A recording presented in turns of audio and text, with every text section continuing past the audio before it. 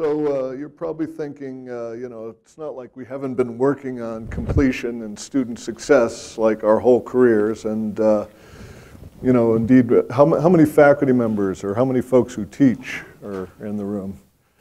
When we talk to faculty, they're like, what do you think I do all day? And it is true, having worked with community colleges, one reason I work with community colleges is because, like Randy said, you guys, more than maybe any other institution in this country, are positioned to make a difference. But we've been involved, CCRC, in working with you guys, studying community college, studying the hard efforts, especially over the last decade, of folks through initiatives like Achieving the Dream and the Developmental Initiative to try to improve student success. And what we've concluded, and what I think a lot of people have concluded, is that while we've achieved some incremental success, if we're really going to move the needle on student success, we got to step back and rethink fundamentally, or at least take a look at what we're doing fundamentally in the main. And the research on organizational change and effectiveness sort of supports this idea that you're going to improve things in a substantial way. You got to step back and think about maybe not just implementing best practices or trying to scale up things that work, but changing what we do at scale. So this is really, while there's some principles, there's some sort of principles of practice, they're definitely not particular practices we're pushing. And also, this is really a process of inquiry using data, starting with maybe this quantitative data, but ultimately we want to get to where we just were, which is talking to folks on the front lines, students, faculty members, and taking a look at really what happens in the experience of students. So we're just going to give you a flavor of this mode of inquiry that we want to, if we're pushing one thing, it's a different way of thinking, a way that you can step back and think about what you're doing.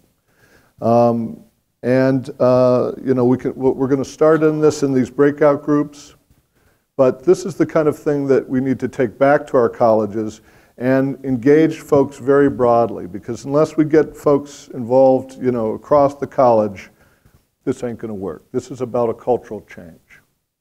So I'm going to go over some of the work we've done at one level of the pathways analysis that Ed alluded to, which again is finding out what is happening to students. And this looks at this take on it looks at the quantitative data and sort of tracks the flow of students across the different levels of experience. This analysis, however, will only tell you what your problems are. It will not tell you why those problems are happening.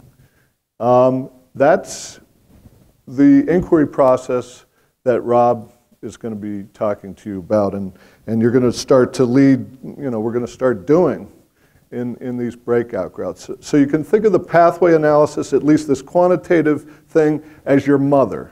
This pathway analysis is telling you what your problems are. Stand up straight. You can think of the inquiry, Rob, as your shrink. Your weird uncle. This process by which you go and you deal with all these problems that your mother, he could have been a doctor, a real doctor.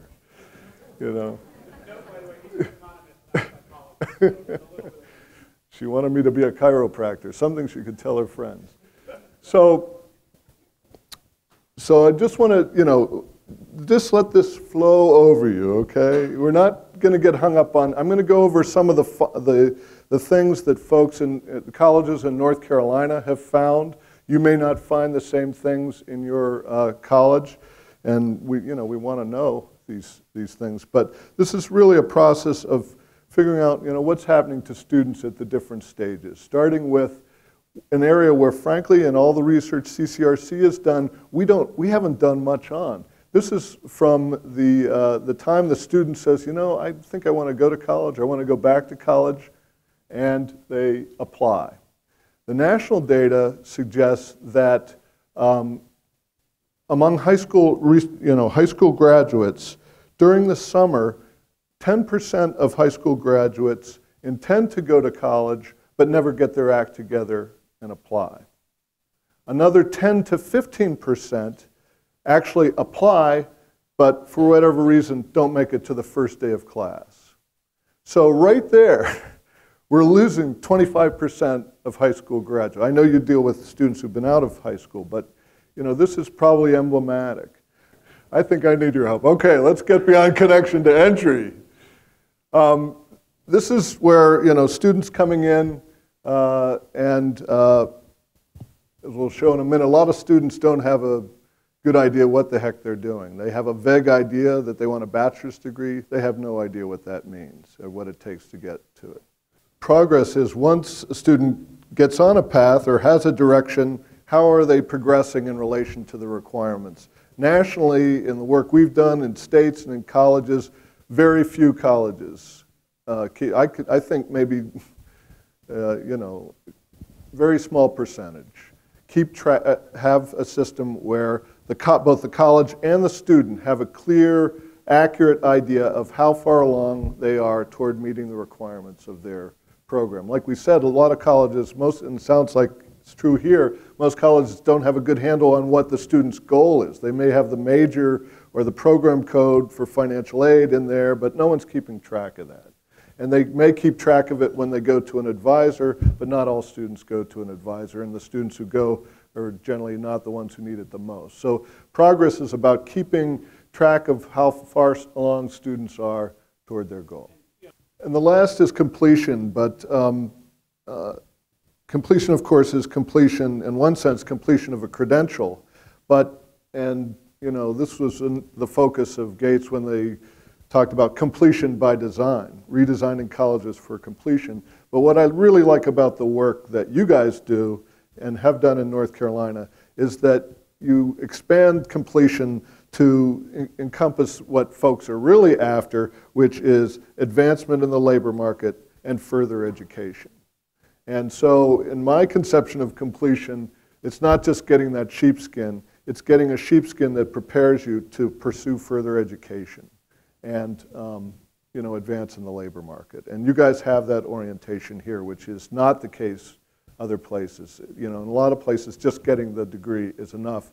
And we find that's part of the problem, that students aren't getting a degree because it isn't valuable, and they know.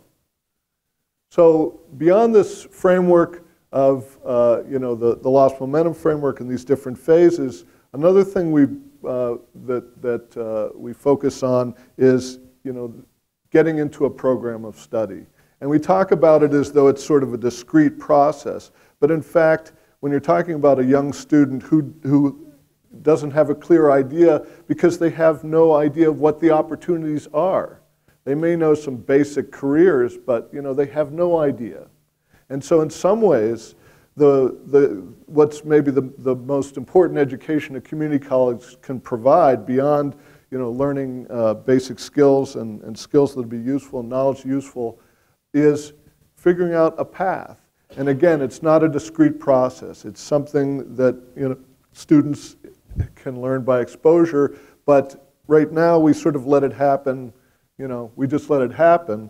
A lot of colleges, 2 and 4 years nationally, are thinking about how to do it in a structured way that does not limit students' choices, but indeed helps structure students' choices and applies behavioral economics and thinking about how people make decisions to help structure choices, but not limit the options.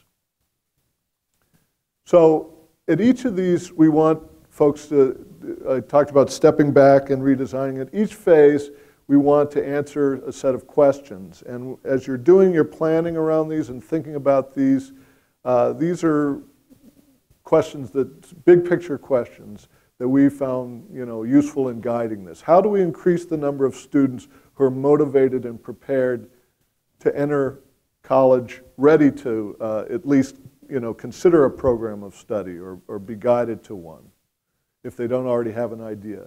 How can we increase the rate at which new students enter a program of study. And again, the idea here isn't to force them to arbitrarily select a major right away. In some ways, we do that with the financial aid, and then those students who aren't decided, we sort of default them into gen ed. Your major is this mushy gen ed kind of thing. Not all colleges do that, I know. Progress, how do we accelerate the rate at which students complete their program requirements while keeping standards high? And then completion, how do we, this is really the key question, how do we ensure that our programs prepare students for further education and career advancement? We need to really step back and think about that. And in fact, even though students progress from left to right, from connection through to completion, in this approach, we want to start with the end in mind, with the end goals of career advancement and further education, and in particular when we're thinking about, we'll talk about stacking credentials later, but when we're talking about transfer, the goal is not just transfer, but transfer with junior standing in a major with an associate degree, and we'll show you why that's important in a minute. So even though the students progress, naturally through, we want to start thinking about where is the end goal and where are students currently ending up, and then build things down backwards. In a lot of the reforms to date, we've started at the front, at entry, on dev ed, on orientation, on intake, and not thought about, and what we find at CCRC is you can get students through dev ed, but that doesn't necessarily mean they're going to be successful at college level. And a lot of, quote, college-ready students are getting lost at the progress and completion phase. A lot of this is a natural for CTE. I mean, this is the hallmark of a good CTE program, that it's backward design. But part of what we've been doing and what's been doing, folks are doing nationally, is thinking about transfer in this way. Again, not making it like nursing, having, liberal arts and exploration, but building it from the transfer with junior standing. What does it take to transfer with junior standing in a particular major and by the way, just completing the core, which not many students do, but even if they did, doesn't necessarily prepare you for transfer with junior standing in a major, as you guys have found out. So in the spirit of starting with the end in mind, we like to look at what happens to students. And this is a thing that in Completion by Design and in other work nationally, a way of looking at the highest outcomes of students after 5 years. And the brighter colored stacks, and this is for full-time students and part-time. And we looked at students who were first time in college, never been into any college before. And I believe this is for North Carolina schools nationally, is that right? I mean, statewide? So this is the outcome of first-time students, those who start full-time and part-time, and by the way, there's a lot of switching around. And these are the degree completions. Certificate is blue, associate degree is orange, transfer with an award is red, bachelor's degree is purple, and then this gray area are students who've transferred without getting an associate degree.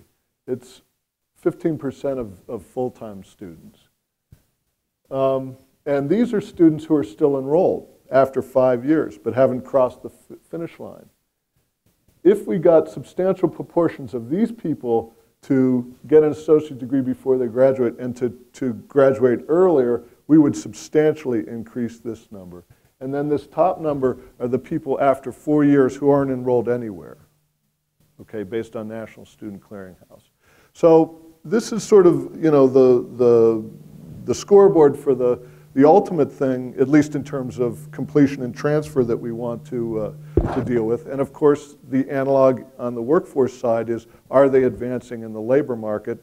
And we at CCRC do work with your labor market data, but most importantly is obviously working with your employers to find out, and students who've graduated, how they're doing. So we start with thinking about this and then moving on backwards. So let me just quickly run through some of the findings that, and most of these data are from North Carolina, from statewide averages. Again, yours may be different. In the connection and entry phase, we find that many students, in North Carolina, it's about, and we're talking about looking at first-time students. We know you serve many other kinds of students, but first-time in college students is a good way to figure out how students are being affected. And we believe if you can increase outcomes for those students, you can also increase outcomes for your returning students. So maybe 40% of your students drop out completely after 1 or 2 terms. That is, they don't transfer, they show up and then they're gone. Many students, as we talked about, are undecided, especially younger students. Many of the undecided students are defaulted into a general education track where they have lots of choices. Students' progress, as we found here, is not tracked. So not only does the student not know, but the department and faculty don't have a clear idea unless the student goes and talks with the advisor. And even then, much of the conversation is often around scheduling or other issues rather than, what's your progress? Students who get into a program of study more quickly, not surprisingly, are much more likely to graduate and to transfer successfully, and who get into it quickly by meaning the first year. And we find, even though there's all this focus on math and English, and if they're math and English teachers or people or mothers and fathers of those, math and English are very important, okay? But a study my colleague Matt Zeidenberg and I did suggested that other courses, Bio 101, Psych 101, History 101, of course, Anatomy and Physiology, Accounting 101, are every bit as predictive as math and English. And it's sort of, to get a degree, you have to pass those. So we need to think, and yet the whole dev ed apparatus is focused on these 2 courses. So I'm just going to run through some of the analysis, and we will give these out, and we're around for questions. But this looks at the majors declared majors of students in different age groups. The young students, 20 to 26, 27 older. And you see a lot of students are undeclared, especially these older students. The younger students, more than half are in either by choice or default liberal arts general studies, which means they're trying to transfer. Much smaller percentage of the older students, of those students who have declared a major or are in a program, more students, the older students, not surprisingly, are in career fields. And there may be reasons for these that students are undeclared. Maybe they're just course takers, or maybe they're not intending to get a degree. But the fact is, we don't know, and this is a lot of students. So because colleges don't track progress of students into programs and through programs generally, we created this proxy measure called a concentrator, which is taking and passing 3 college-level courses, 9 semester credits in a general area, okay? And so it's a proxy measure. It doesn't tell you what major the student's in, because like a nursing major could take and pass, math, bio, and English as part of their prereqs. But nevertheless, it's a good indicator that the student has some momentum. And these green and yellow bars, the green bar is full-time students, the yellow bar is part-time students, are the percentage of students after 5 years who become concentrators by their declared majors. So here's the liberal arts studies. Fewer than half are making solid progress toward a degree.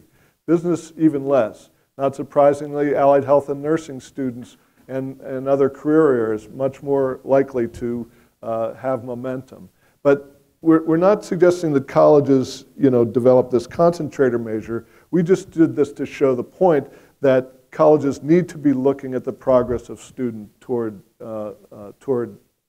meeting their requirements.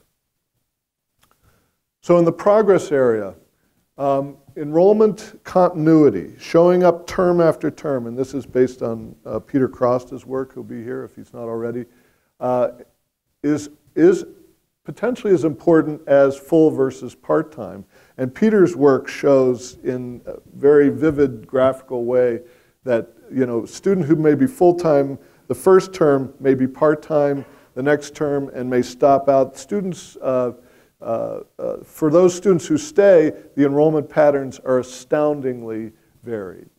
But coming back and continuity seems to be very important. And it's also important in learning. We know from K-12 about the loss of learning that students experience in the summer. I know I did.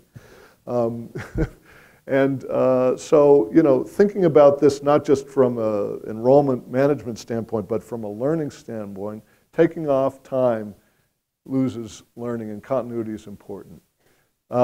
Public Agenda, and Allison Cadleck and Isaac, is he here yet, have done a lot of work. We've done work talking to students and about the transfer process. And Allison, would you say they're very confused? Okay. On a scale of 1 to 10, how confused? 43. There are 43 on a scale of 1 to 10. Thank you, Dr. Cadleck. And they really, like I said, especially the younger students, they've been told all their lives they need a bachelor's degree. They don't know what that means. They don't know what an associate degree is. They don't know what a major is. They don't know what transfers. They don't know what the options are. And then they're presented with this menu of courses in the 42 credit, I know it's changing, North Carolina core, and they don't understand the relevance of that to a bachelor's degree. And when you look at it as a whole, even for someone like myself who values a liberal arts education, when you look at this as a coherent education that builds students' skills, I'm not talking about career education, I'm talking about liberal arts education, you know, and this is often what we do with faculty, step back. Can we say that this is a coherent, solid liberal arts education? And is it helping lead students to select a major, to head for a major, whether or not it's in the career or liberal arts area? And often, you know, students are saying they can't figure it out.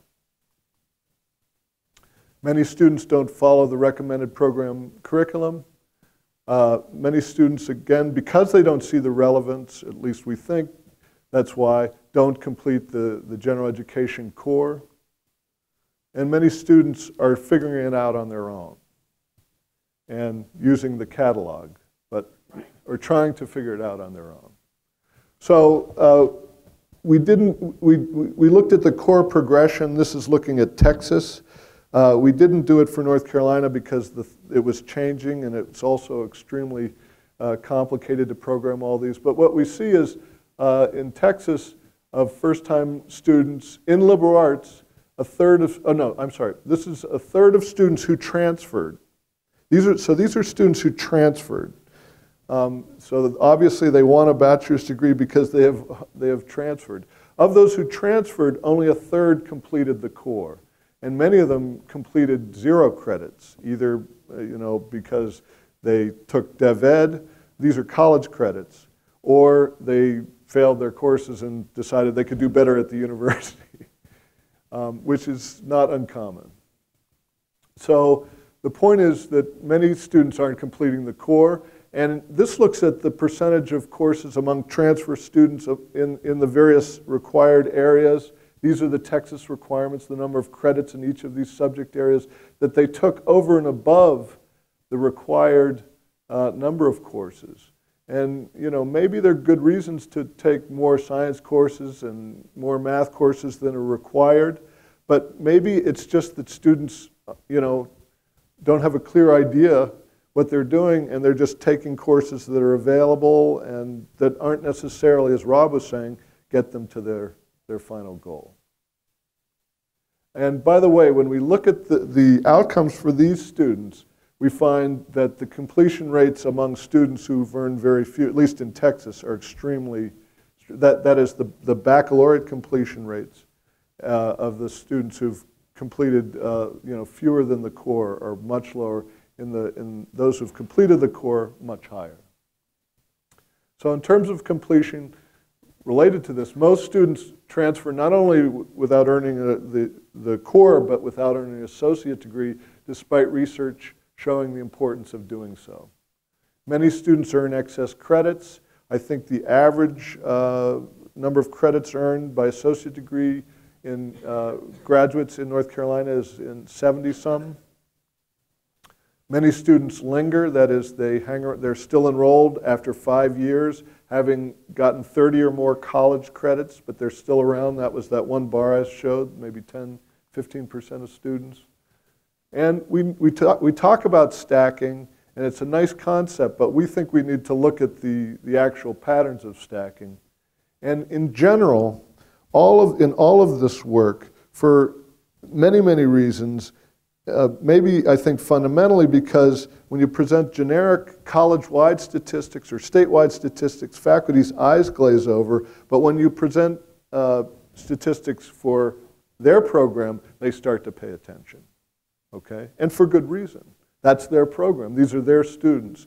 So in general, when we're doing this, even though I'm presenting mostly aggregate statistics here, it's really important to track outcomes by program. And here's those same bars I showed you from the start, but broken down by students' majors. So this is what at least students said they wanted to do, and different types of outcomes. We don't have to go into it. A lot of these liberal arts students, who are a lot of the students transferring without getting an associate degree. And there's lots of grist. The whole purpose of these kinds of things is to identify problems and to get the conversation started. This graph comes from a study that Peter Crosta did that shows the probability of earning a bachelor's degree based on how many credits you took at college credits you took at the community college. So you see, around students who take 60-some credits are about 40% of those students end up earning a bachelor's degree compared to, very low percentage of students. So the lesson here is that it's important that the more credits students earn up to a point, the more likely they are to earn a bachelor's degree. This is Associate of Arts and Associate of Science grads, so they're much more likely. More than 50% of those students, at least who've earned around 60 credits, end up getting a bachelor's degree. This is the Associate of Applied Science, which doesn't, at least compared to students on average, isn't associated with improved degree completion. But the point here is that if you want a bachelor's degree, you're much more likely to get one if you get an associate degree versus an Associate of Arts degree. And yet, this looks at the proportion of students who get different numbers of degrees. So you see this big spike of students who get 0 credits. And then we have this other mode here around 60, 70, which is students who've completed. So this is among transfer students. So many transfer students are earning many fewer credits at the community college before they jump ship to the university. And then based on this, suggests that that's problematic. It's also problematic from a labor market standpoint. This looks at the net benefits, which is the returns in terms of a student's earning minus the cost of the education to the student and the state. And you see it starts out negative because the student's not earning enough to, at least in the first 4 years, to pay for some of this education. But then ultimately, and this green one is students who get a bachelor's degree, the return is the net benefit in terms of the earnings minus the cost is higher. But what comes out, the important point in terms of the associate degree completion for this is, from a net benefit standpoint, it's a higher net benefit, better deal, if you will, for the student and the state if the student gets the associate degree before they transfer, because many students who transfer don't end up getting a bachelor's degree, so they end up getting nothing. at least the students with an associate degree have that and enjoy the returns, the superior returns that you get from getting an associate degree. We've found a lot of interest in colleges. Something they don't seem to do is finding about where their students transfer. This is statewide, right, Sungwoo? Yeah, so UNC Charlotte, this is the destination colleges is this among the CBD colleges? Okay, I'm sorry. This is among CBD colleges, where their students go. And so, they go a lot of places, but there's some biggies here. University of Phoenix gets 7% of the CBD college. This looks at the share of graduates. So UNC Charlotte received 31%, but graduated 40%. Phoenix, your Phoenix guys here, they took 7% and they graduated 0.3%. Strayer took 3% of your students, graduated nothing. There may be issues with the data here, but this is at least worth a conversation, because that's 10% of your students with your transfers in those two institutions right there. But the point here is looking at where your students are going, looking at how well they're doing, and looking at what kind of degrees they're getting. This breaks down among those students who got a degree. And then very importantly, what fields are they getting the degree in? We don't know from the National Student Clearinghouse what major they are, but we can infer by the degrees that by the field in which the degree students get, who get bachelor's degrees. So psych is big. Business, there are a number of business majors in here, marketing, management, business is the biggest area of transfer. Communication study, elementary ed, bio. So when we're talking about alignment and with your faculty about, well, our students can go to so many different majors, let's maybe start by looking at the biggies. Miami-Dade started by looking at the top 5 areas where their students transferred and working with the faculty to develop pathways there. So this is stacking of credentials. And again, I won't go into detail, but I just think it's worth looking at. This looks at, of students who earned a short-term certificate, 7% went on to earn a long-term certificate, 22% went on to earn an associate degree, only 5%, maybe not surprisingly, transferred, and 1% got a bachelor's degree. So, maybe this is a good number, maybe it isn't. But if a program is set up, as many are, where students are supposed to go from a short-term certificate to a long-term or a longer-term certificate, at least in this case, which again, and this is for what, Sungwoo? Is this CBD colleges? These are the CBD colleges. So these are your brothers. Don't compare to your brothers, but look at your own self and see the extent to which students are stacking credentials. And this looks at the transfer rate.